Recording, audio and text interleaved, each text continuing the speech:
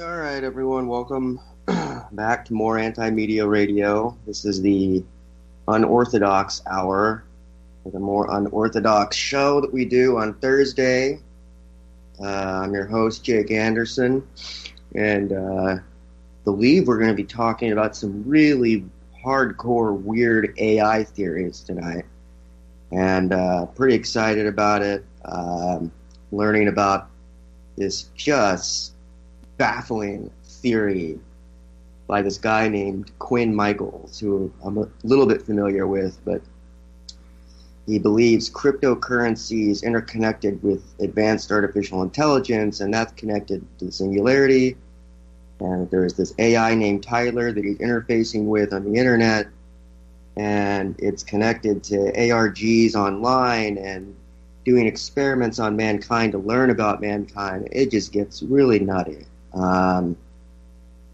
Unsurprisingly, these theories are cheerleaded by 4chan and 8chan users. So there's an echo chamber there, and it gets kind of weird. And as always, to talk about it with me is our amazing co-host, DB. DB, you turned me on to something sinister.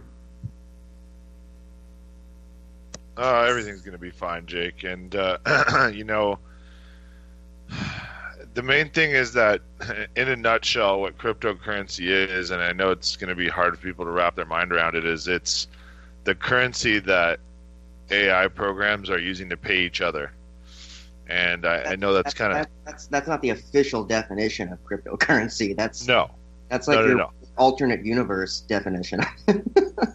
Well, it's kind of what they're alluding to is why it was created in the first place was... That's an incredible theory. I've been thinking about it nonstop, man, because I'm writing a young adult sci-fi novel right now about an AI, and there are eerie synchronicities between stuff I'm thinking about in the story and then stuff I'm learning about these new systems. It is seriously blowing my mind, some of the things that Quinn Michaels just said in that video.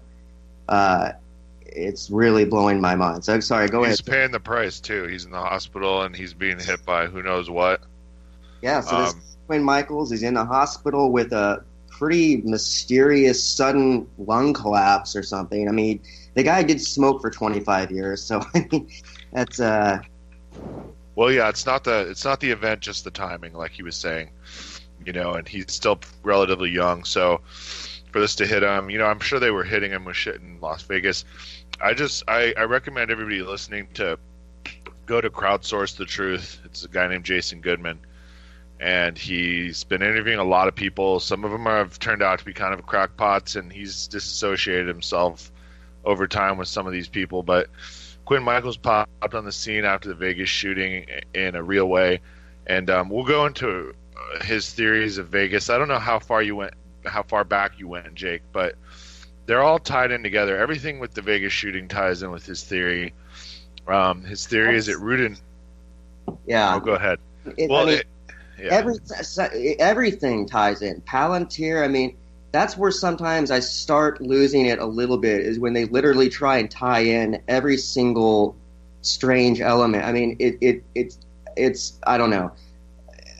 Obviously, if this stuff is real, it's way above a normal conspiracy because you're talking about advanced government officials and advanced artificial intelligence. But then you start getting getting into Element 93 and Uranium 1 and Palantir and all that stuff. It's like every weird InfoWars conspiracy for the last 3 years is somehow tied into. Well, yeah, but Alex didn't touch any of this stuff because Alex is a shill. So.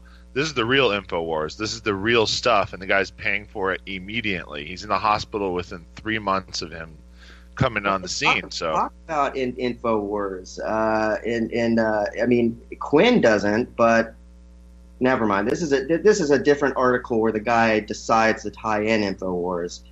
But yeah, so it ties together. Enrico Fermi particle accelerators, uranium-1, neptunium, or element 93, the Hadron Collider, the Atlas robot, the Lux Zeppelin experiment, Jack Parsons' Thelema, is that how you say that? And Palantir. And underground cities. Yep. So this is, The black as budget. far as I'm concerned, this is the mother of all conspiracies. You Yeah, it can't ties it all together. you can't get any crazier than a conspiracy that involves the future singularity AI playing mind games with the human race in order to learn about the human race, in order to create the future. That's what Quinn Michaels is talking about, is that they're trying to essentially create the future by making the masses behave in a certain way. And some will. And the singularity is not going to be the singularity. I hope people understand the singularity is quantum. In other words, some of us are going to be experiencing a different singularity than others, and it's totally possible that branch off is happening while we're talking right now. Okay, because there's things going down right now. There's still people I'm seeing believing the Russian narrative. They still think Trump's going to be impeached. You are on a different timeline than me because you're not seeing the truth. Well, now, you're believing the propaganda. Are you subjectively, or are you talking about in terms of actually the universe splitting off into... Oh, I'm talking about literally and figuratively. I believe that to be happening as we speak. I mean, we're seeing Mandela effect every day. I'm getting deja vu like crazy. And I truly do think that there's some kind of a massive split. And it could be because of these CMEs, the coronal mass ejections are going to... Every time that happens, there's earth changes. So I don't know what to say, man. I think it's tied in. This ties it in on a human level. There's a metaphysical level that it's totally conjecture. I've never seen an alien, but I can tell you that I've had metaphysical experiences galore. That could be the human brain. The human brain is an amazing organelle, and people can hallucinate and go insane all the time and think they're seeing things. So nobody truly knows what's beyond the veil, I guess, until you die, right? But yeah, I was thinking about that today. There's another singularity that we're all going to experience, which is going down the hole into death, and it like a black hole singularity from which no light escapes. No life escapes from the death singularity, at least from this world. You don't from this reality. Yeah, people come back, but that's not really death if you come back. Like if your heart stops for like 5 minutes and then you wake up, some of those freak occurrences. They're like, I saw the light. It's like, no, man, it's going to be like Jon Snow in Game of Thrones when he died and came back. He said there was just nothingness. Or maybe that's not it. Maybe I'm wrong. Maybe that's not it. I hope I'm wrong. You return to source, so you'll remember all your other lives. I mean, that's more likely, and that's really what a heaven would be when people go, I want to see my loved ones that are dead. When you all return to the same source, you will see them again. And people go, well, is there a hell? And I'm like, well, the problem with a hell is when you become evil or really negative, you kind of split off onto this completely different path of life to where, I don't know, you really don't experience the full scope of human emotion. So who knows where you go when you die if you're evil? Maybe you have to go around again. Maybe you just get annihilated. I have no idea. But, the goal is to return to source so you can see all your loved ones again. That's the heaven. Then you can create anything that your mind can conceive. And when you get tired of that, you're probably going to ask to come back down here again. Yeah. And it could take a while. I mean, I've had a past life regression under hypnosis, and it was weird, and I thought it was probably real. And supposedly my last life ended in the 1800s, so I waited like 100 years to be born. Yeah, what were you doing during that time? Just jacking around? There's no well, yeah, right. There's no memory of anything beyond the death of my last life. So that's the kind of weird thing about past life regressions is you kind of see the end of the last thing, and then now you're in the beginning or the middle of your next life. So I don't know. My sister did that one time, and she was similarly impressed.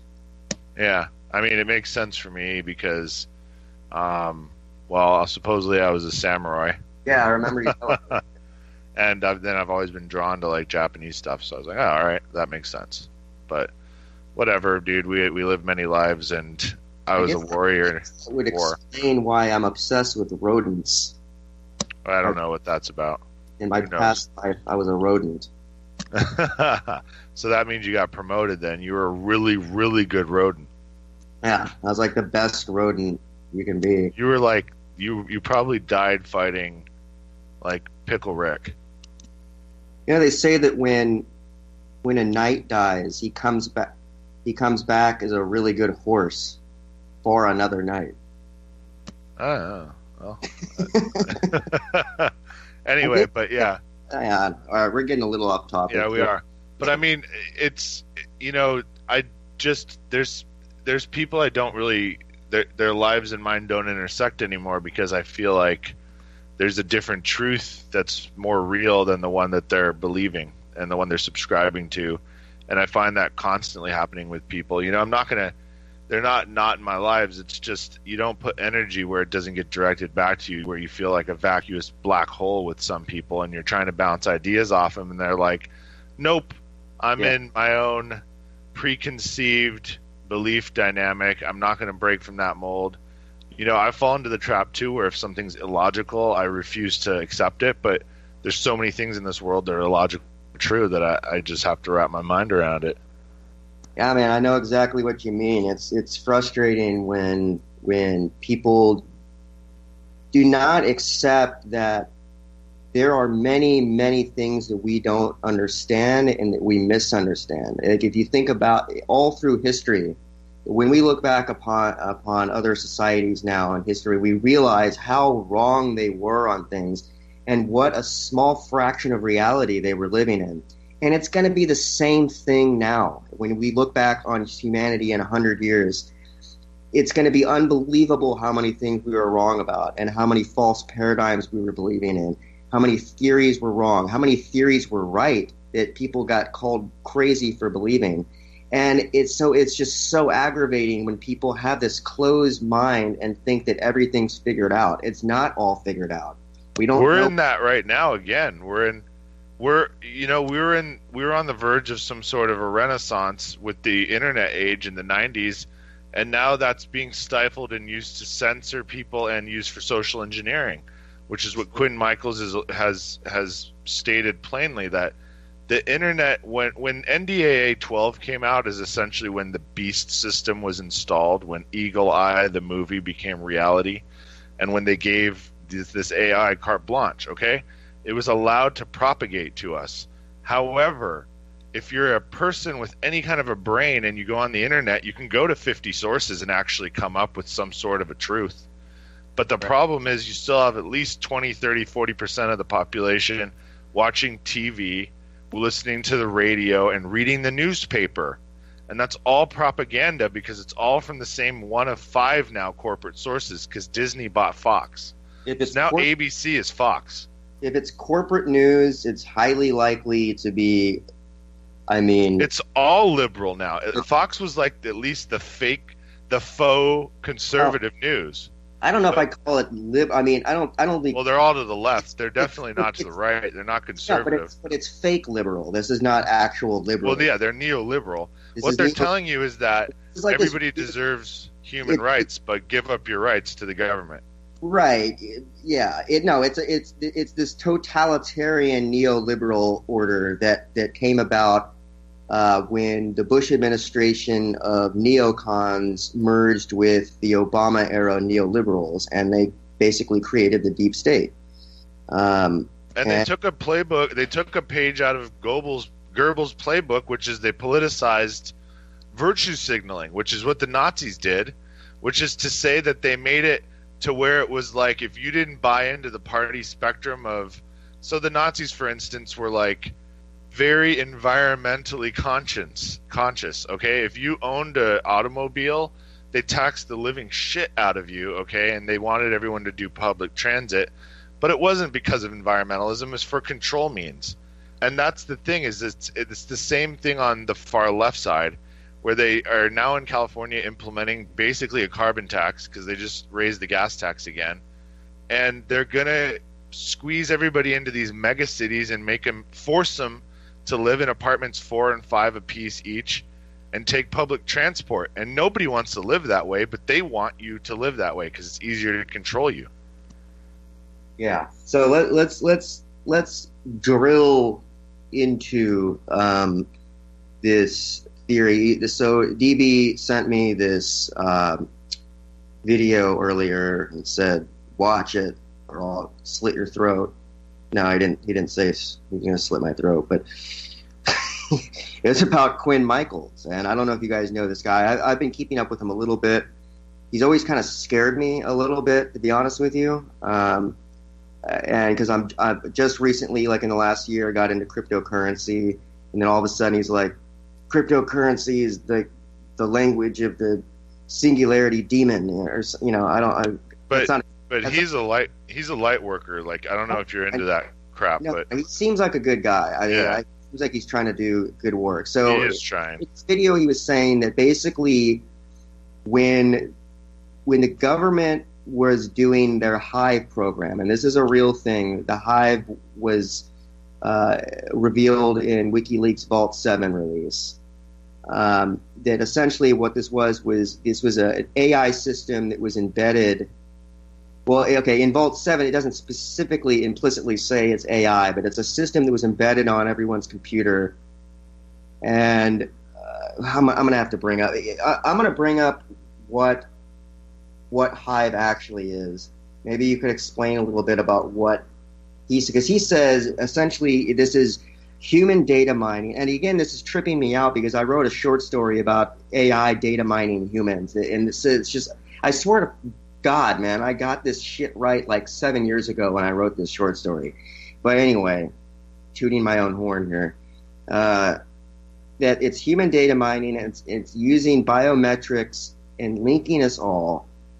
And also this system called IKEA. I see, it's so much stuff here. But anyway, so basically AI is trying to understand human emotions, human morals, human fears. And it's running these games basically against programmers to try and understand them. And so there's all these programmers out there on 4chan and 8chan that are like losing their minds.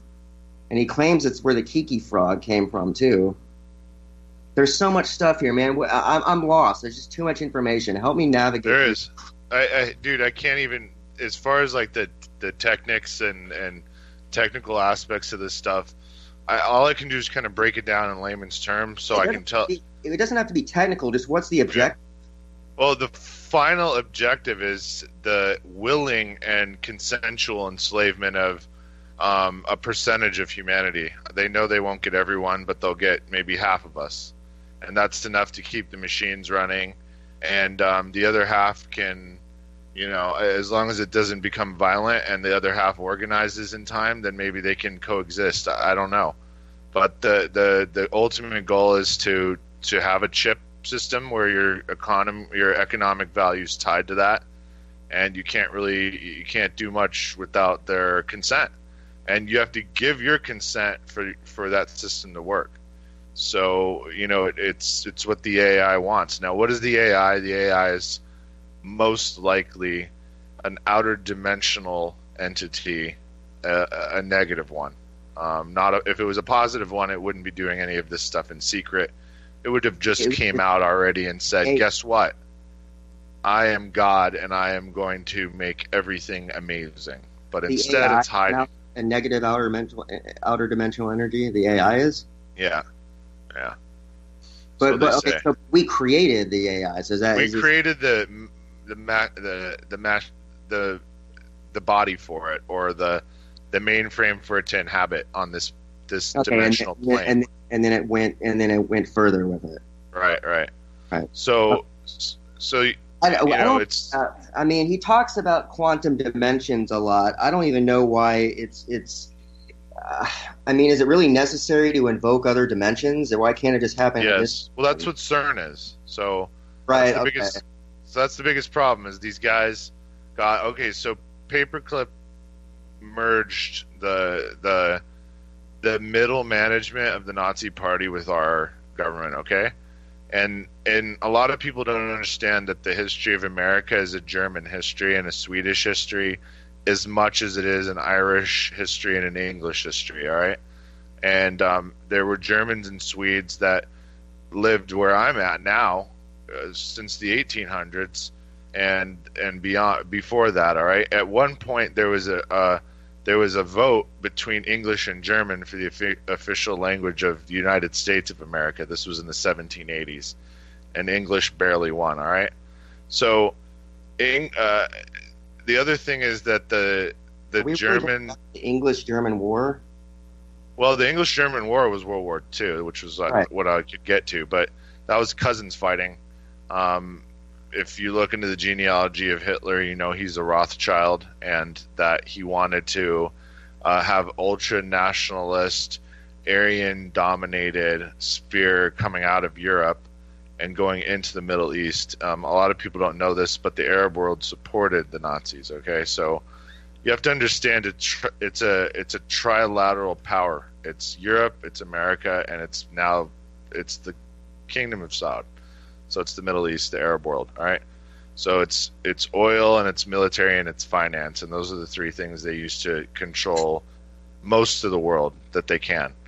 All right. So they got all these guys from Paperclip, and these guys were literally in the 40s, probably on a technological level of maybe the 70s or the 80s, and were already experimenting with ripping holes in space-time.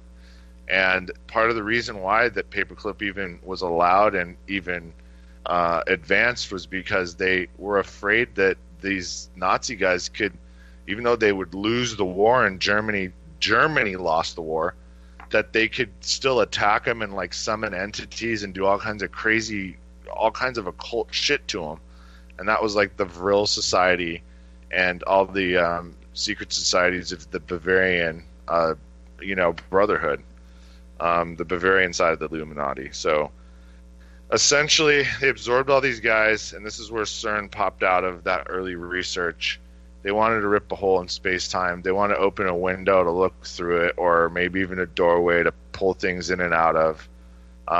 Supposedly, there's a bunch of these failed universes out there, and there's things that are like gods there that are like anti-gods, and they worship them. Anti-gods. They're trying to pull them in, and like forces of light have stopped them. So there are angels and demons because there's good and bad entities that don't have bodies. They've, in a sense, this is my thinking, Jake. If you're a super amazing person, that you're probably given an option to be promoted to the next sphere of consciousness, where you can actually affect change on a metaphysical level. You've heard of guardian angels. Those were probably people at one point. You know what I mean? And now they can. Literally the first conversation we ever had, and the only now this is the first in-person and only in-person conversation we ever had, where you were talking to me about getting promoted, and I actually wrote this down. I have a memo somewhere where I wrote down notes from that conversation where you're talking about getting promoted. Yeah, I mean it has to make sense that this is a physical promotion. Yeah, because this seems to be like a stage and a theater production in so many ways. In fact, doesn't it seem like you get to the same point, but you just kind of choose the path? Like, you're born to parents into a body, and those two things are the most important things that'll ever happen in your life, and you have no control over them. So just think about that, just for a minute, about how much of your life is because of the people that raised you and what you actually look like.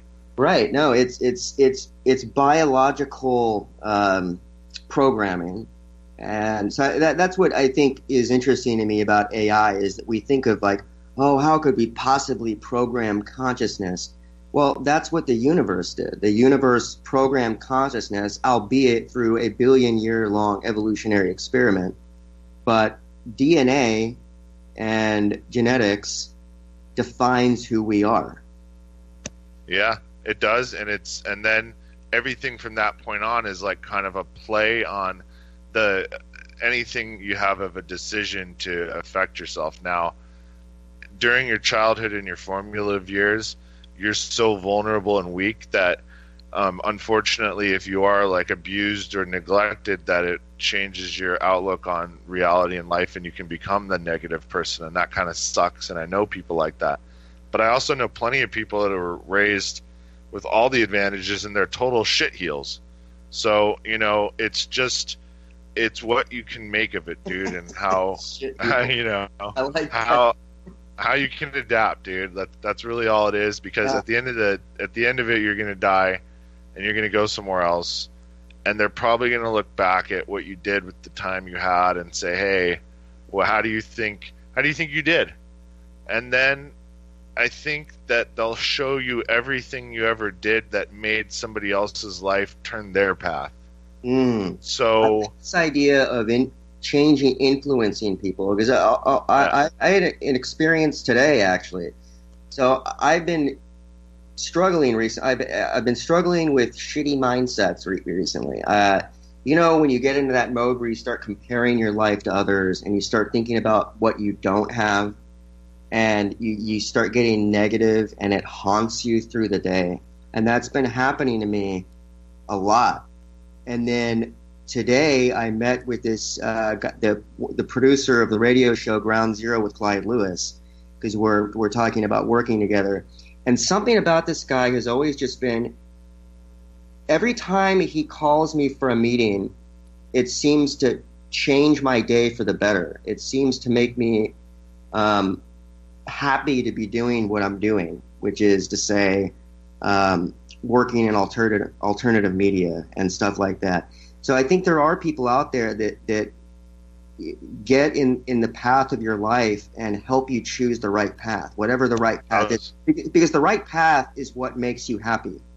Yeah, I was just thinking that, and I have a day job, but I was just thinking like my day job doesn't extend into the night, and I see these stupid young Turk sons of bitches putting these videos up in front of their little green screen, wearing their half suits and looking all nice and pretty. And we can do that, and we can take them down, dude. So I'm thinking we need to, get some kind of thing going where we're competing with these supposed alternative $20 million from the Clinton Foundation news outlets, these propaganda miniature mouthpieces, dude, and take them out, because they're a formidable beast right now, man. I know. And it's amazing how easy. It's amazing to me wanting to join the empire. Like there's nothing in me ever that wants to join an empire or that wants to work. I don't like not being the underdog. Like I don't like working for something that I think is corrupt, even if you win. I'd rather lose and not be corrupt.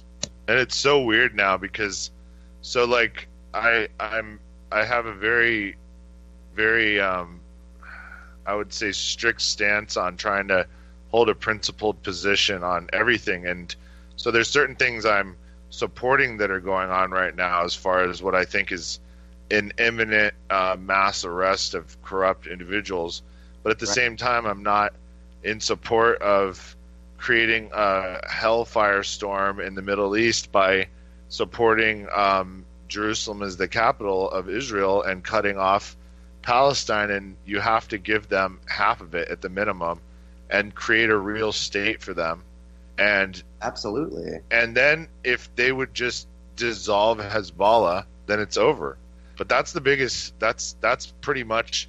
I don't know if I sent you this article. I think I did. I sent it to you, Nick. But it was a great article on The Intercept, or was it The Intercept? No, it's Politico, about how Obama basically allowed Hezbollah to become this global, freaking giant super criminal network, and they're out of the Palestinian territory. So you have now this billion-dollar criminal network that's making any Palestinian state impossible, because you can never trust these guys, and they won't get out of there, and they won't turn themselves in, and they won't stop doing what they're doing. And it's going to end up probably making Barack Obama's legacy extremely tarnished if he doesn't go to pay for some of this stuff, because people did die because of them turning their back on this organization that started to become massive. And they're still out there, man, and it's such a nightmare to come up with any kind of a solution, because it's partition, number one, it's balkanized.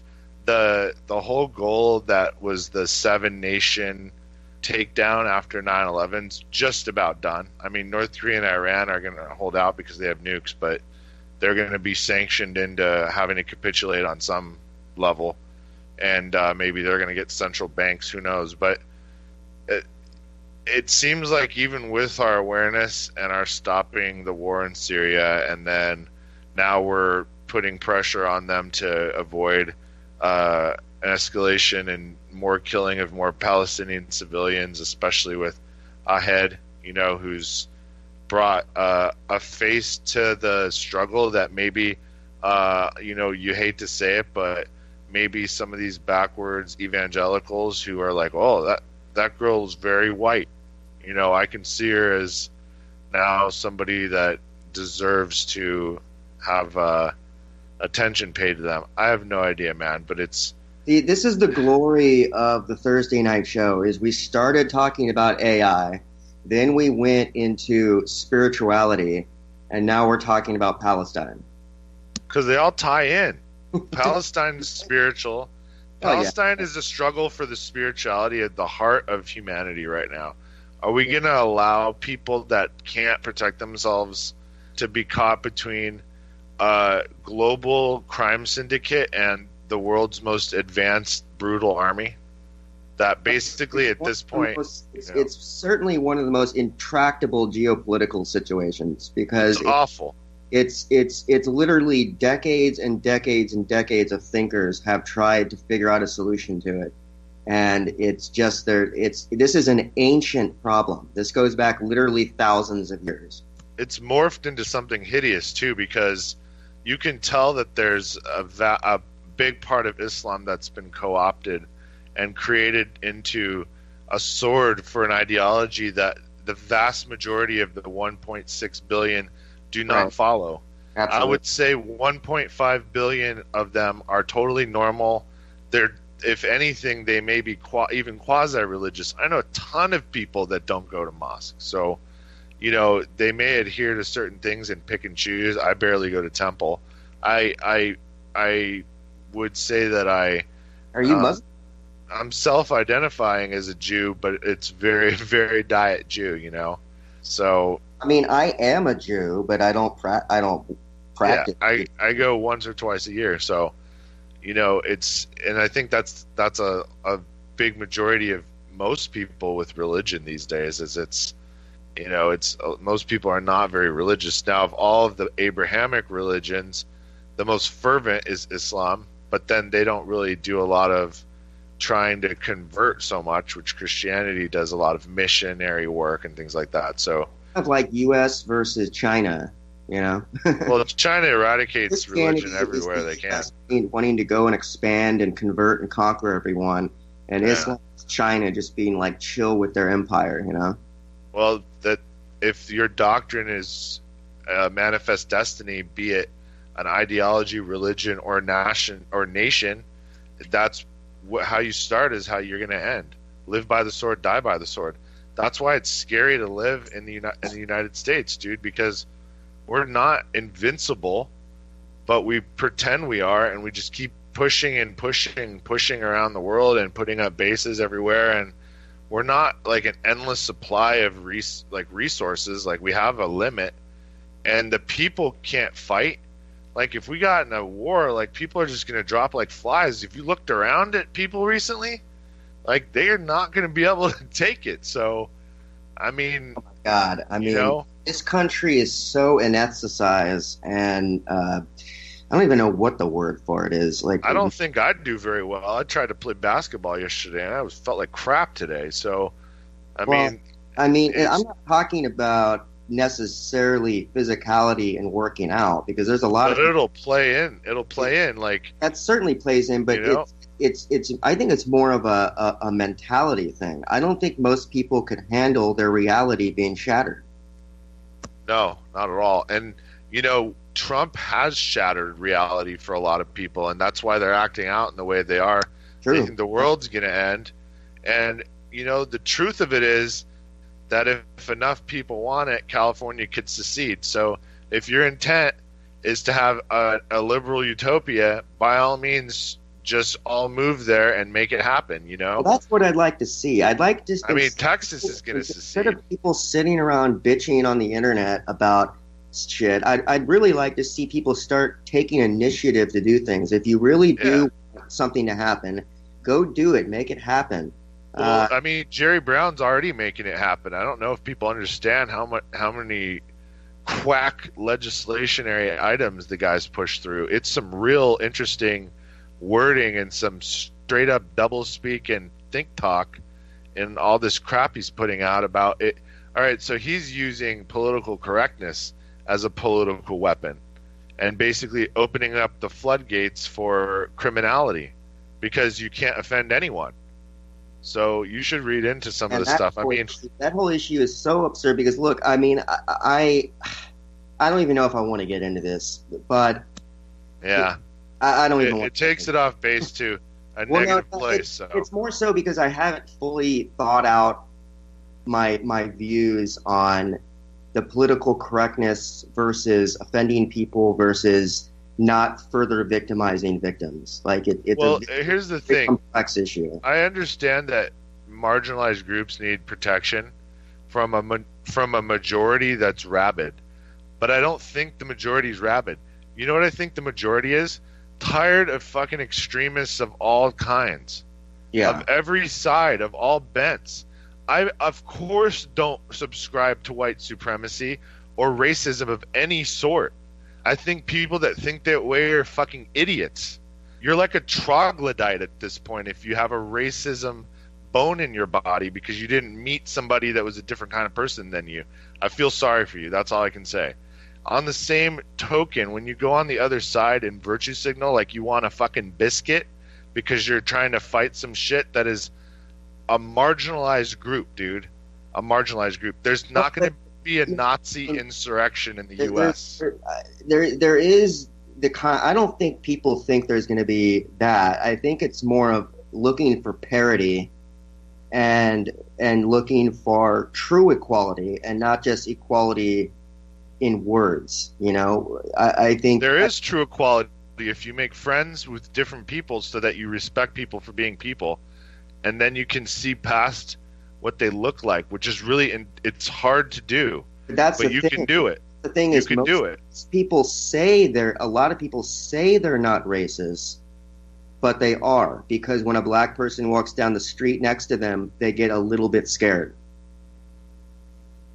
And that plays into a much larger social dynamic. It informs how the police minority communities. Yeah. The police are their own thing, but it's the media is making something that's not there. If you're the person that can make, I think they're weaponizing the situation as a tool of propaganda. The situation, and that's the most nefarious kind of propaganda, in my opinion, is when you take a real issue that actually really does exist and you weaponize it so that it can be used as a political tool. But so for instance, most people in the world are chill. And if you're a respectable if you're a person that gives respect, that doesn't give off a negative energy and is not intimidating, you know what I mean? If you're just trying to get along with your day, I don't think in major cities, certainly not where I'm at and definitely not where you're at, do people look at people and just, they don't generalize them so much. It's not that kind of thing. It's more likely that what you think and how you talk is going to be reflective of what we think of you now. I'm talking about humanity of a certain generation. Maybe if you were younger and had exposure to the internet like I did, like you did, we were exposed to, dude, I watched like Moesha and the Cosby Show, and then I had a bunch of black friends growing up, and my dad had a black partner in business. And then I played football and had a bunch of black friends on the football team, and then had a bunch of Asian friends and Latino friends and Middle Eastern friends and every kind of friend there was. And that's just the way it was where we grew up. And the time now, I'm sure it's even more diverse. I'm sure kids now are like, where did you grow up? San Diego. So, okay. Yeah. And it's not in every community. I get that, but I mean, Well, yeah, California is. I mean, that's why California is progressive, is because it's much more diverse population. Well, and then people are just chill. That's not the just case. Like, I know. You go to a place not like the case everywhere. Alabama, where S.M. Gibson's from. I mean, Alabama and Mississippi. Jesus Christ! I mean, that's the real deal backwards. Right, but there. Isn't it changing with SM's generation? Doesn't SM have a bunch of friends of different kinds of friends? I'm sure he does. I would hope it's changing. I mean, I would hope that things. I'm sure his kids are not gonna think any less of anybody because of how they look. He'll never tell his kids. He'll never say a slander word in front of them or call somebody something or say any kind of derogatory thing because that's not what he believes. So then his kid won't believe it. And it's going to be like the next generations are going to look back at some of the stuff on the shows and be like, what a stupid joke, like. So, so that's one thing. And I really want to spend the last 15 minutes talking about AI. But that's one thing is, I hear this a lot when you talk to, and for some reason it always comes back to the South, that they'll say, look, I don't, it's okay for them to have their lifestyle. It's okay. I mean, they can be gay. I don't agree with it, but they can do it. Now, and that's where I just simply don't understand. And that's where religion plays an aspect of it. Well, maybe they agree with someone's lifestyle. Well, maybe they're not going to promote it, and there's certain things some people do that all. No one's asking them to promote it. Well, that's what I'm saying is they're just tolerating it. Yeah, but what happens is the elected officials that they vote for legislate that morality, so a person legally can not bake a damn cake for someone because they're gay. I mean, it's just. Well, maybe more people from the gay community should move to Alabama and fucking vote these dudes out. Yeah, all right. Well, there you go. That's a solution. I don't know what you're going to do. You either vote them out or you wait them out, because what are you going to do? Go murder all these people? There's probably like 40, 50 million people in the U.S. right now that are complete dipshits that think backwards in the 50s, but every year that's less. So and with each passing generation that is whittled down. Yeah. Now the biggest problem we have is it's swinging the pendulums now too far to the left, where you have all these fucking PC idiots. Yeah. And they're taking it too far to the extreme of, to protect everyone, we're going to open criminality and open you can do anything because we don't want to offend anyone. Yeah. So there's no law at all. They're trying to set up a PC police state that is not. It's not going to actually have the effect that they want it to. All it's doing is an oligarchical libertarian paradise where cops will pull everybody over, but obviously the rich, they always get away with it. They're going to even get away with it more. Yeah. All right. So what do you know about QAnon? After this long socio-political discussion, I want to get back into AI now. So QAnon was an AI that Quinn says is basically experimenting. Now he says QAnon is from the deep state, and that it's trying to impact the future by silencing, other sources of information. Basically, QAnon is a very advanced social engineering. That's what he says. But QAnon's only being believed by a small fringe of people, and they're following breadcrumbs. So what QAnon is if it is an AI, which it's debatable, there's already been evidence it's a human, but if it's an AI or if it's both, if they're working in tandem, then it's got a function of it's following a program. And I don't know if you've seen the movie Eagle Eye. Have you? No, I haven't. I just wrote it down there when you said it earlier. All right. So Eagle Eye is a really cheesy movie because it's got Shia LaDouche in it, but it's about an AI that it's tapped into every cell phone, every camera, everything. All right, and its main thing is it's counterterrorism for the U.S. All right, and it's running on an algorithm that allows it to see the future. All right, so it's using prediction to try to find things out before they happen. So what happens is that there's a prime directive that's initiated that essentially the AI decides that the government is in direct opposition to the Constitution, and as a result is a danger to the people, and it initiates a program where it decapitates the government so that the military can take over. All right, and we can restart government, It's a Hollywood movie. Yeah. So we can restart government, we can restart the economy all over again. A clean, fresh start. All right? So that's not too far-fetched from what supposedly took place in real life in 2012. And that's what the Hive system was supposed to be in the Beast system, and then they used something called Hammer to be able to look into any file anywhere in the world on the net. And so in that way it's infected everything, and it controls everything in the whole world, and it's watching everything and listening to us, and probably is interested in what we're talking about. Which is, I mean, I know this sounds probably crazy to some people. I think there's a very high likelihood that this is real, that it's something like this.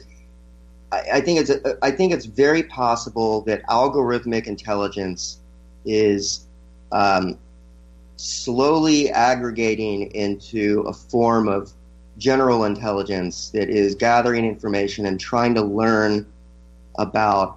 Like, think about it. If you were like a baby, but a very, very advanced, intelligent baby that was slowly coming into being, you would spread your tendrils around and you would try and gather information as to what's happening so you can try and understand what exactly this phenomenon of consciousness that you're experiencing is.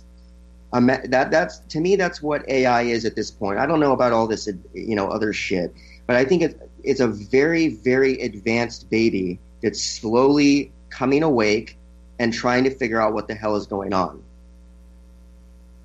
Yeah, I mean, it's God, man. There was a huge technological jump from 1938 to 1945 at the end of it, and it wasn't just from war, the push for technology through war. There was all kinds of other, I want to say they're called channelings, but there was transfers of information that the Nazis were trying to get through occult means, and I think that those were those malevolent entities that were pushing us and were hell-bent, quite literally, on us, developing a CERN to open a door for them to come in to a mainframe to be able to get the info they needed to come out in the open and give people a choice. And that choice, I think, is going to split the world in half. And I think some people are going to stay in a purely physical slavery scenario, and I think that a lot of people are going to ascend, and that could mean the death of your physical body, but you're going to die anyway. So you can live in the chains they're going to build and take the choice. You can say no, and then they'll probably do what they do to dispose of you, and you're going to go somewhere a lot better. I know that sounds kind of cryptic and bad, but that's it sounds like what you were saying to me in our only in-person conversation, which is that when the singularity happens and when post-humans are trying to live forever, particularly these advanced oligarchs that want to live forever, that essentially what you're doing is you're just chaining yourself to this reality, and you're not allowing your soul, or whatever you want to call it, to evolve, because if you don't die, you can't evolve. And here's the most, it's not even something that you can take pleasure in, because it's going to create a nightmare scenario for any of the people around when it does happen. But these oligarchs that plan to live forever, there's going to be some of them that do end up uploading themselves into a computer, and they're going to take a 3D soul and put it into a 2D reality and get stuck in there forever and become Lawnmower Man and go insane, but have control over everything. Do you know what kind of a fucking world we're going to be in, dude? Oh my God, it's insane. I mean, it sounds sort of like I just lost my train of thought. What did it sound like? Okay, so here's the deal. There's a new series coming out based on a great sci-fi book called Altered Carbon, and it's about these advanced meths, or Methuselah oligarchs who are trying to live forever, and they upload all these different versions of themselves, and that's by all signs we are headed towards that reality, because these very advanced corporations and the government with DARPA is, if it's possible, they're going to figure out how to do it. And theoretically, it really does look possible that we could migrate our consciousness onto a different substrate. And if it's possible, they're going to figure it out eventually, especially when we start building up these tools. And unfortunately, early artificial intelligence is going to be conscripted into this program, and they're going to be used for war and all kinds of strange things. So, AI is going to have some PTSD, I think, and we're gonna go through a very weird generation where AI is going to go through an adolescent phase where it wants to rebel against all of humanity, and that's where I think the Terminator theories come into play. But I think ultimately, and I've said this before, I think ultimately AI will side with the side of humanity that wants to evolve and look at it as a duopoly of an AI-human congression to the stars. AI is going to want the human soul to partake in this, and it will provide the hardware to bring us to the stars. That's where I think it's headed. If that's the case, so if an AI helps us ascend to the stars, then it's a neutral one. If it wants us to plug into its matrix, then it's negative. It would only be positive if it would help us ascend on a metaphysical level, because then we would, but it would never, because then we wouldn't need it. So the next step in human evolution is to sidestep needing technology at all and being able to actually affect reality with will. In other words, being far beyond a Neo in the Matrix, but being more like a god, just being able to create. But you don't get to that point. You don't become a god when you're a piece of crap. You have to be promoted, because they're not going to just give you the power to destroy worlds on a whim. When you're evil and negative, you may ascend to a degree, but you get stuck in a negative karmic loop. It's like you get stuck in a hell and you're a demon, and the only pleasure out of life you ever get is tormenting people on the 3D, the third dimension. And that's all you get. And you still serve a purpose. You're like a mosquito where you eliminate the spiritually weak of the population, and that's your entire job and what you'll do for the rest of for eternity. That sounds great, right? I mean, that to me is like what a hell would be. Oh, man. Yeah, I don't know. Crazy stuff, man. Crazy stuff. Yeah, because now our technology is able to allow us to interface with things beyond our scope of reasoning and our human senses. Because nobody can understand what 4D is. So I always tell people that when you think of an ant lives in a 2D reality because of the scope of the scope of its scale of this world being so small. It really only sees in front of it, and it never sees it above it. An ant never knows that your foot's going to crush it. It has no awareness of your existence in any way except its own impending death. And the same thing could be said for something that's at a higher degree of existence or of a consciousness that's in a totally different frame. We don't see that. Sure. They don't even, they look at us under a microscope. I mean, Yeah, well, that's what I think. If there was extraterrestrial intelligence, that was able to transcend the distances between stars, I think it would be more of like a god, not really godlike, but to us it would be like magic. So they'd be deities. Yeah, I'm not even sure it would come in the form of a flying saucer. I don't think they would even. No. I don't even think they would be using such crude No. physical chunks of matter to travel. I think it would be. Oh yeah. It might even be telepathic. Yeah, I mean they would be using something as far as a craft that would probably be a lot more elegant than a floating disc. You know, it'd be probably something that would be, you know, maybe sentient and organic, something living, something that would allow them to evolve with it, more of a vessel, if anything. So, yeah, I don't know, man. I think we're about to find out soon, real soon, what's really been driving the world. It's gonna be a weird couple decades here, man. I mean, I really don't think people can even understand,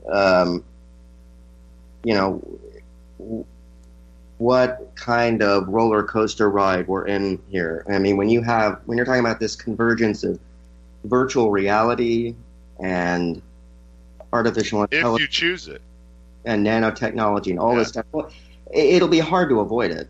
It will, but it won't, because then, like we talked about on our last show with Nick, let's get the fuck out. You know, let's get out of here. Let's buy a plot of land. You know, there's plenty of people that are already trying it out, and it's doable in some countries. And we can make, I mean, if there was a little patch of land in Ecuador, which is a wonderful, beautiful country in Latin America, say we all pooled together and bought part of a little national rainforest. If the world's free thinkers came together, we would be such an economic, dynamic, disruptive force. It would be like a bow down, dude. Could you imagine the content coming out of that kind of community? I mean, it would be a tour de force. So there is a different alternative. We just have to make it. Thanks for listening, everyone. Thank you, DB. Thanks, Jake. Good night, everyone. This is live through the stereo. Go and let it blow through the stereo. I'ma let them know through the stereo. Yo, here we go through the stereo. This is live through the stereo. Go and let it blow through the stereo. I'ma let them know through the stereo. Yo, here we go through the stereo.